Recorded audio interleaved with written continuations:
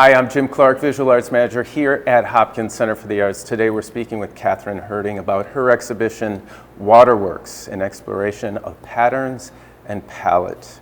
Catherine, welcome. Thank you. Can you tell us about the inspiration for this body of work? I mean, the title kind of tells us, but Right. Could you elaborate on that? Well, basically, I'm looking at my body of work, and what I saw was water. Not everyone, but most of them have something to do with water, so that's where my inspiration comes from. But I also want to take a look at water in terms of patterns, where we're working with broken water waves, or white water, or water with reflections.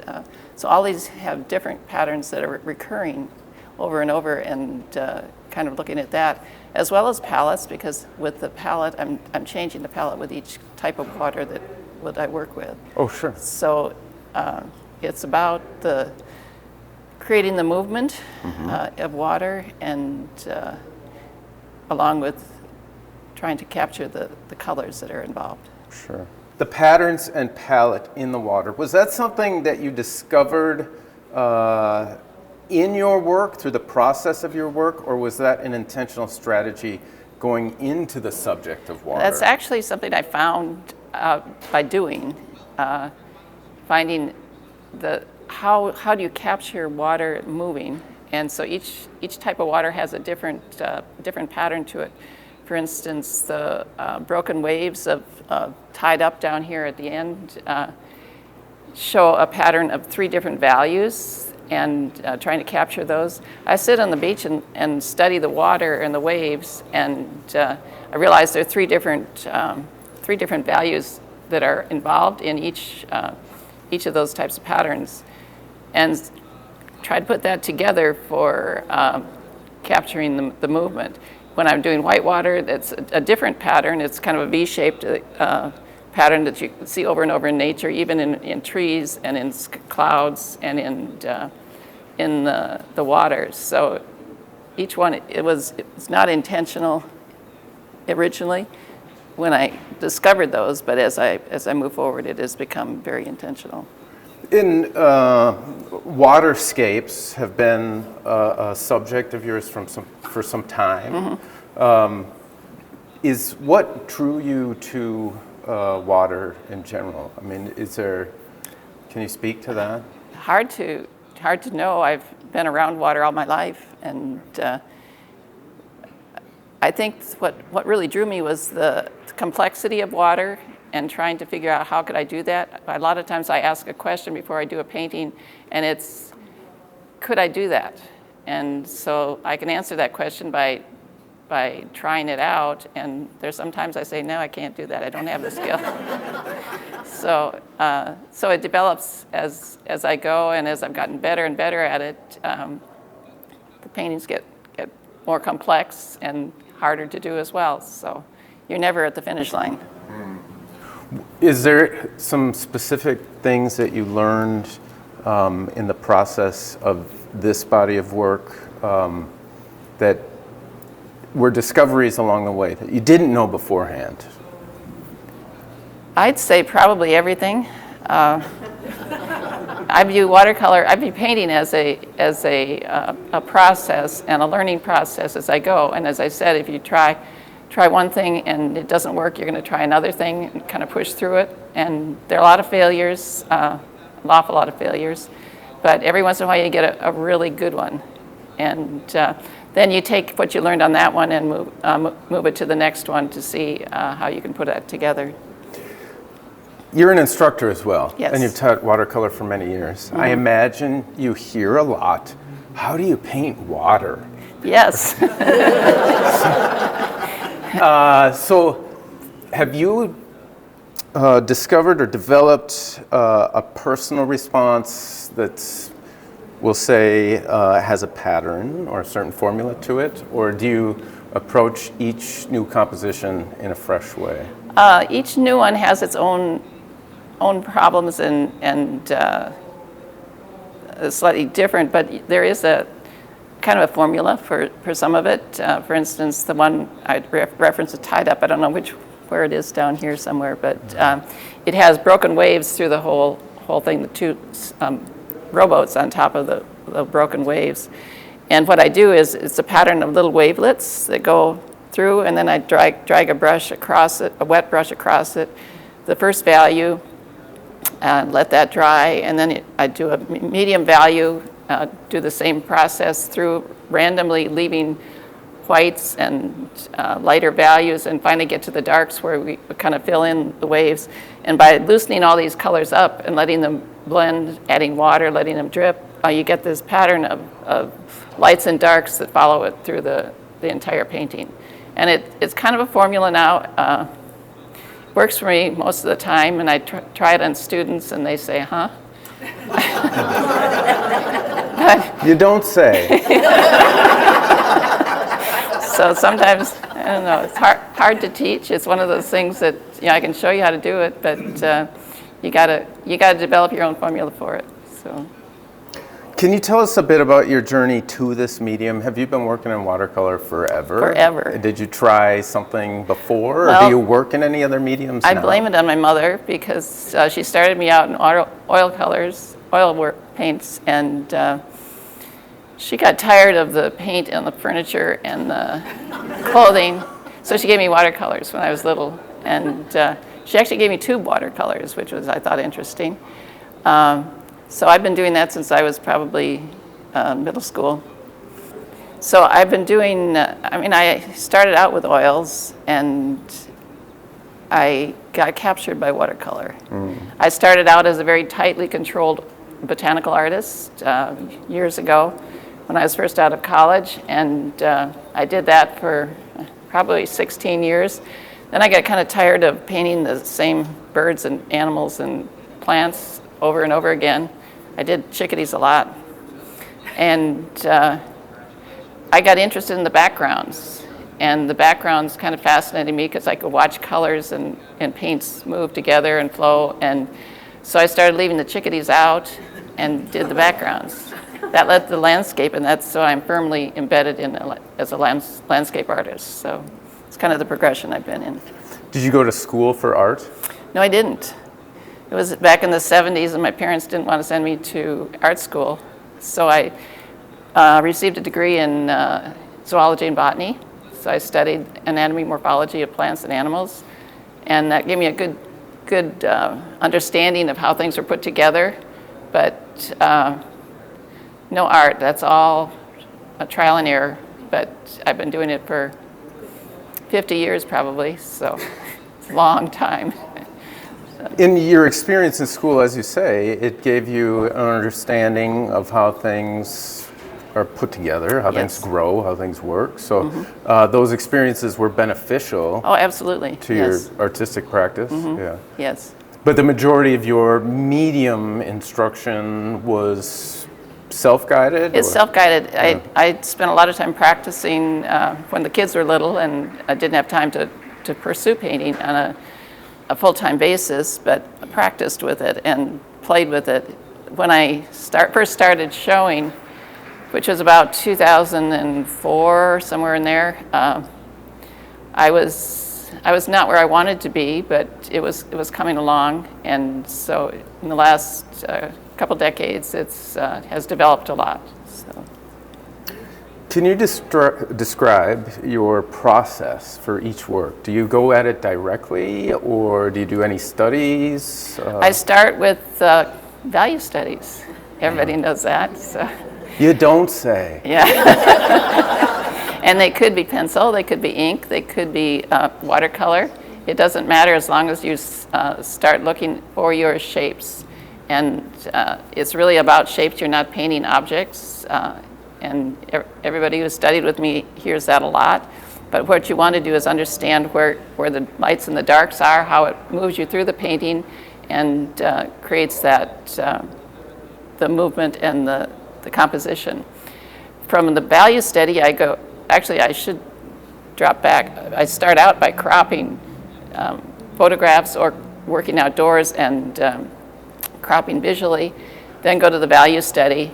And then it's a three-step watercolor process after that, where I put down all of the light values first, let it dry, divide the shapes into medium-sized shapes and put in the medium values, and finally to find the small dark shapes and put those in. And it's hopefully done in 3 steps, so it keeps your paints fresh and the painting works.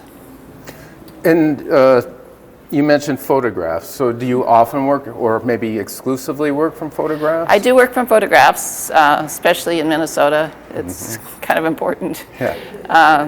But I do also do plein air work as You well. do? Yes. Yeah. And does the plein air work ever lead to studio works, as it sometimes does? It does. Actually, most of my plein air work, it does not get sold. It's done, and I develop a painting from that. So, just returned in September. We went to Italy with a group for painting outdoors, which was a ton of fun. And I haven't had a chance to sit down and delve into those photographs I did take and the plein air work I did there, but there will be something coming from it. So, more process stuff. I know for many watercolorists that there's an emphasis put on not using any body color or opaque, like gouache or anything, that you're retaining the lights with the paper showing through. Yes. Is that your philosophy as well? that is my philosophy. I believe in transparency in watercolor. Not to say that a bit of gouache here and there does not work, but usually it tends to look a little chalky compared to the transparent colors. So Texturally? Yes, it has a different texture. In fact, I was working on a portrait of a dog the other day, and I thought, well, I could use a little bit of gouache just for a couple things. And by the time it dries, it's a little grayer than it went on, and it just doesn't have the same kind of look that the transparent color does.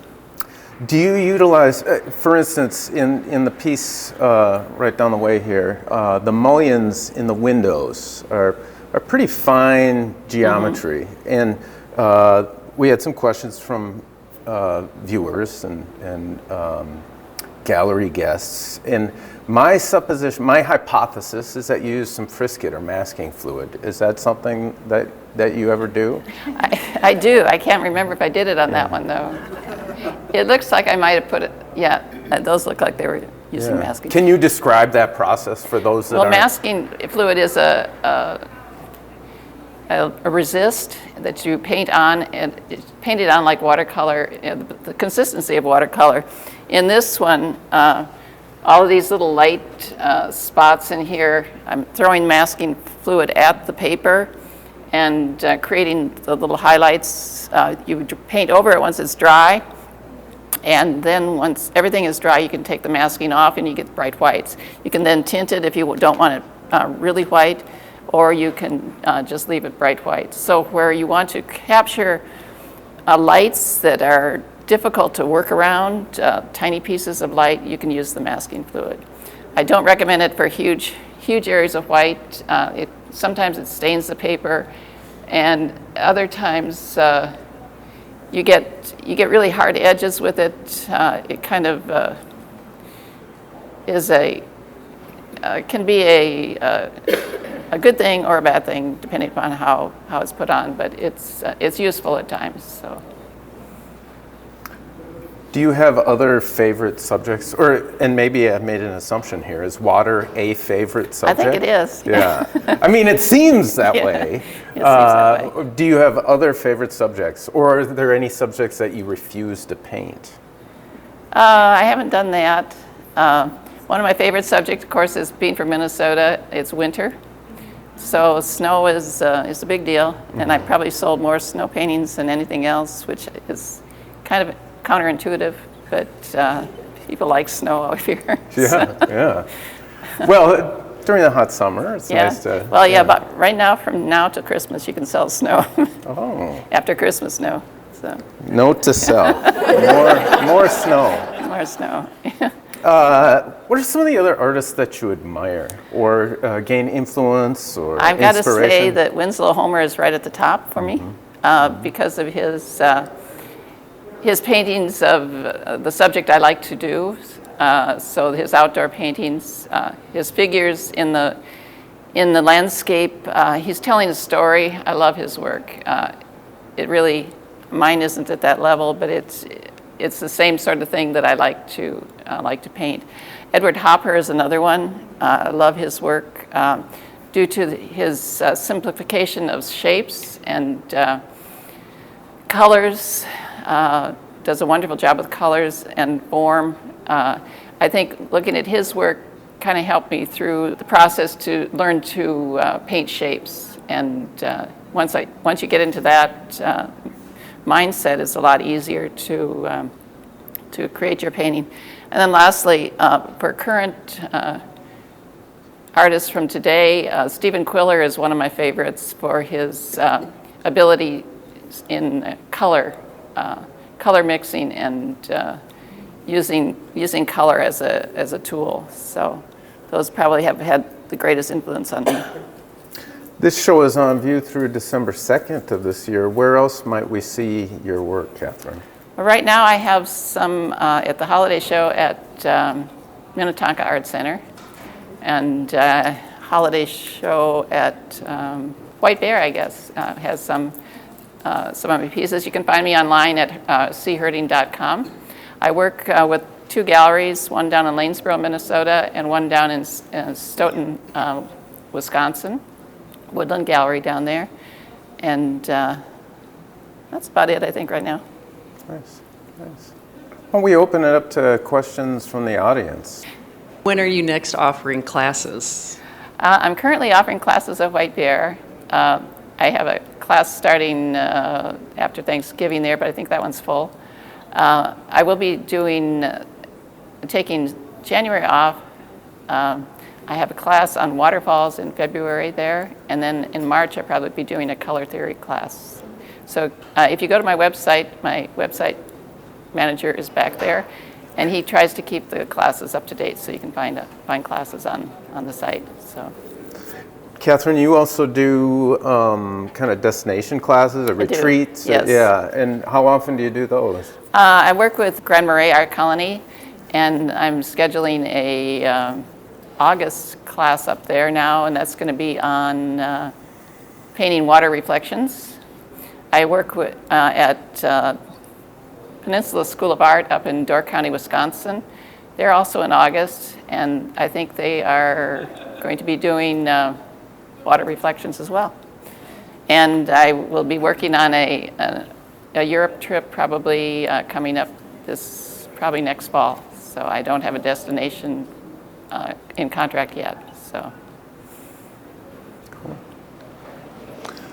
Yeah, your work is absolutely astounding. I'm just amazed at it. And when I look at them, obviously I see the water. Yeah. But I'm just learning oil painting. Okay. And so one of the things that I've become more fascinated with that you've captured on every single one of these is not just water, but light. Can you talk about the capture of light? I think that's what motivates me in watercolor is trying to capture light. It has been a lifelong quest. I can remember as a beginning watercolorist or intermediate watercolorist saying, how did they get that light? And it is a matter of value in terms of you have to have a significant value shift from light to dark, and that's about 40% difference on the value scale. So if you can get to that level of contrast, you're going to capture the light. And then you have to think in terms of the colors of light, time of day, and how that would impact it. But light is my guiding principle in watercolors is being able to capture that. And it's the same as the painters, Monets and the Cézannes and all these people who are trying to capture that light. That's what we're motivated by. And you can try, and sometimes you get it, sometimes you don't. But to really capture it, you have to have that separation of value. I'm more familiar with the sometimes you don't part of that equation, but I'm hoping. Well, we all are. And that's something I try to make students understand is that every painting is not a masterpiece. There are a lot of them that go in the drawer, a lot of them that go in the archives, a lot of them that never make it out. And every artist really curates their art very carefully. You don't see what most people are doing unless it's really good. So don't let that discourage you. If the things aren't going right, keep trying. And every once in a while, they just pop out really good ones. So, yeah. I'm looking forward to that. Yeah, you should. Anybody else? A follow-up to that one, while folks are maybe coming up with a question. You mentioned when you were an intermediate artist. So how did you identify benchmarks of beginning, intermediate, advanced? Could you put a finger on that? That's a tough question. I think when I first started with watercolor, you just kind of, you go along and you really don't know where you are on the scale. But when I first started teaching, I started learning an awful lot about my work. I was first hired by the Como Conservatory in their botanical program. And when I had to start teaching students and telling them how to do things, I really had to focus in my mind what I was doing. And I think that helped my progression in the skill level a great deal. And it also helped me, well, they asked me to teach color theory. And I'd bought all the books, and I had all the books in my library, and I hadn't read them. And I know you've done that. So I spent a summer, I don't know why I said yes, but I did. And I spent a summer developing a curriculum for color theory and trying to learn, how do you work with color? And once I started doing that, everything changed in my work. It really made a huge difference. I let go of Payne's Gray, and I started mixing my colors and creating colors that were brilliant and transparent, and knowing the theory behind mixing color really helped a huge amount. So that was kind of a turning point for me. That was back in 2005 or 6, somewhere in there. So it's been a few years. But as far as color use, do you, many painters have identified a pretty rigid palette that they feel comfortable with, or gets the colors, the color gamut, the range that they appreciate and expressive of their thing, their aesthetic. Do you use a limited palette, or? I have a palette that has 15 colors on it, so by most standards that's pretty limited. But the colors are there for all my different types of painting, and I use probably 3 to 5 colors per painting. I try to keep it very limited, colors fresher, and don't run into so many problems with muddy color. So keep it simple. Mark? Yeah, I've got another question. You talked about your first step is cropping, and cropping, of course, is composition. Right. And I hear what you're saying about color. When you consider composition, do you take liberties from what you see in the given image? Oh, absolutely. Yeah, I move trees, I move houses, I move boats. Yeah.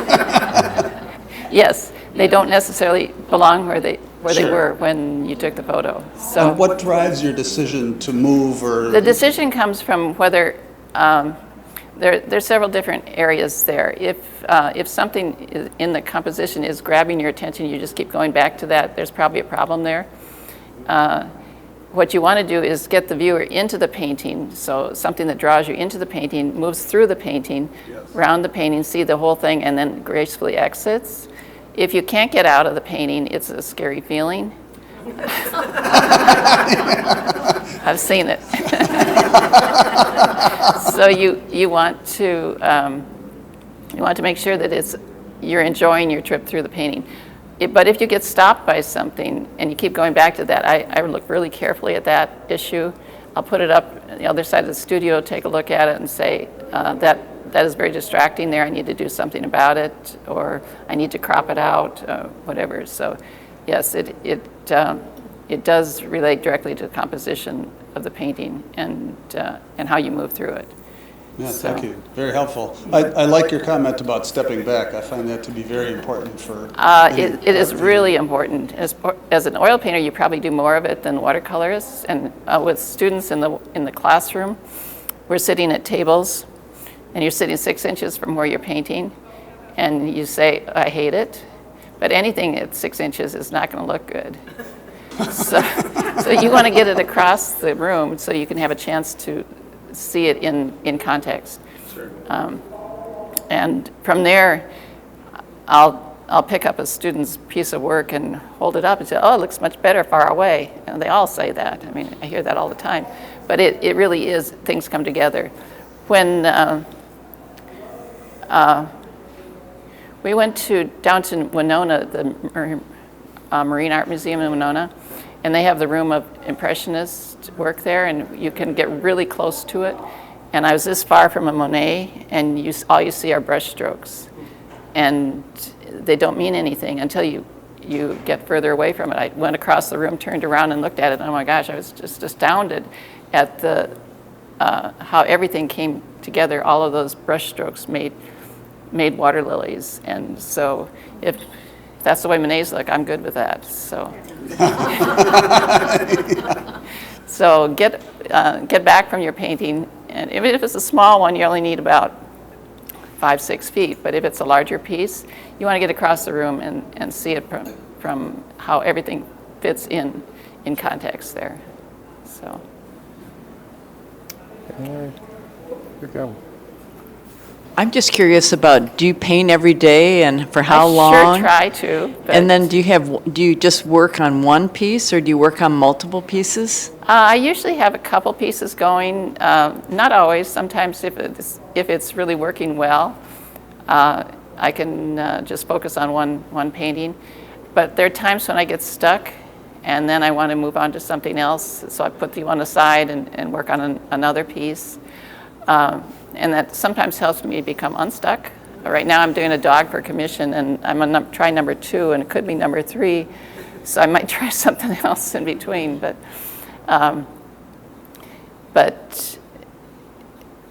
generally more than one is going at a time. In terms of how much time I spend in there is, in the art business, there's a lot of stuff to do, especially when you're teaching, a lot of classes to prepare for. It's one reason I cut back on the classes. I wasn't painting enough.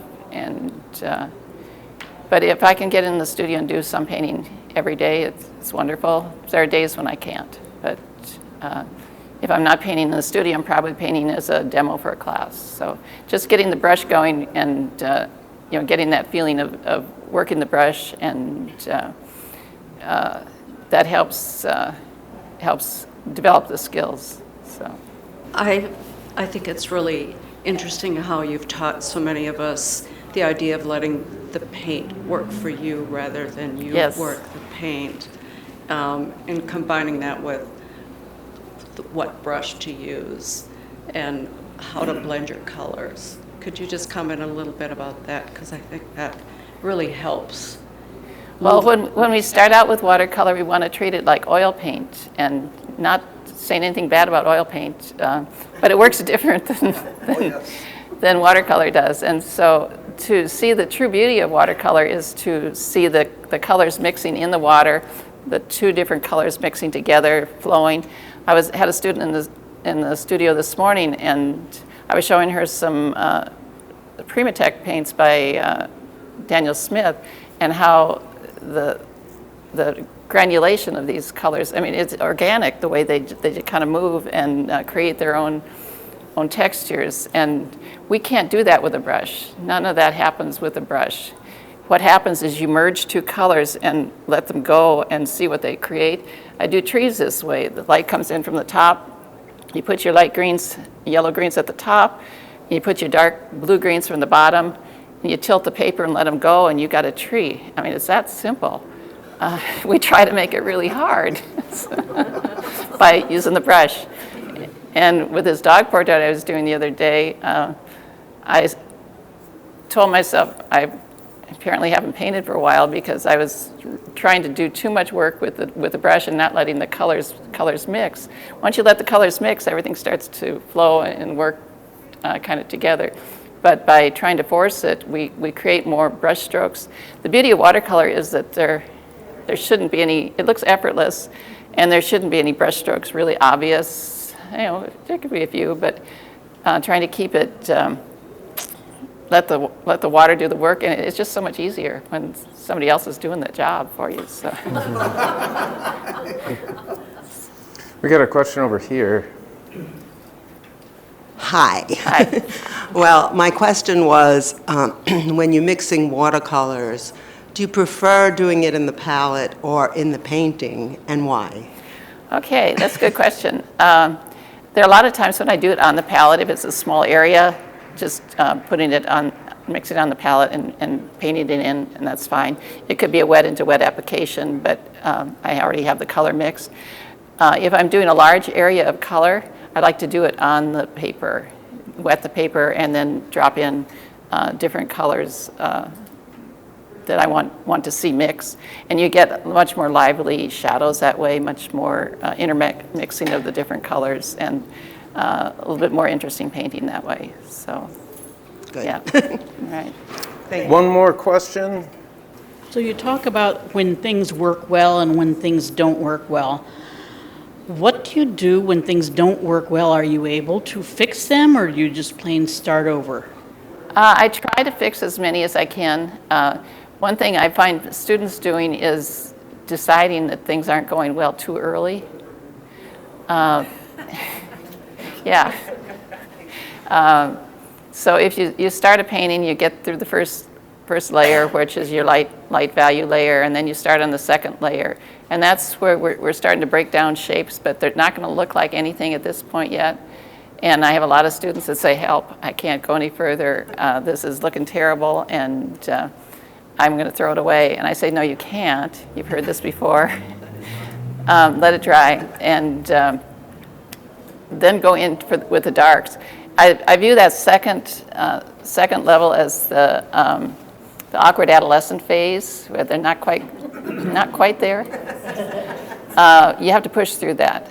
And mine looked terrible at that stage. And you can't judge your painting at that point. You have to be able to get those final darks in so you get the contrast of value. And that's what really creates the magic, is getting that. There are times when it looks too scrubby and you're not going to be able to do it. A lot of times the darks cure a lot of those problems. So if I have a little bit of overpainting on an edge or something, I can cure it with a dark addition.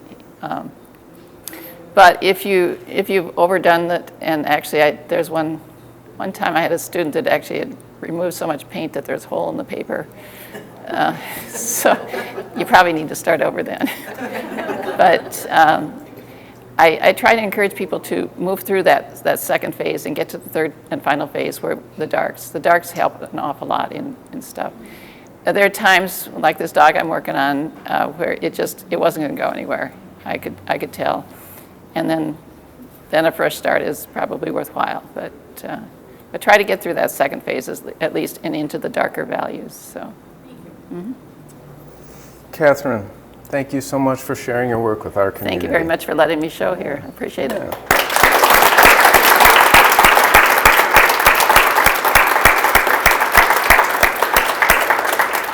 We've been speaking with Catherine Herding about her exhibition, Waterworks, an exploration of patterns and palette.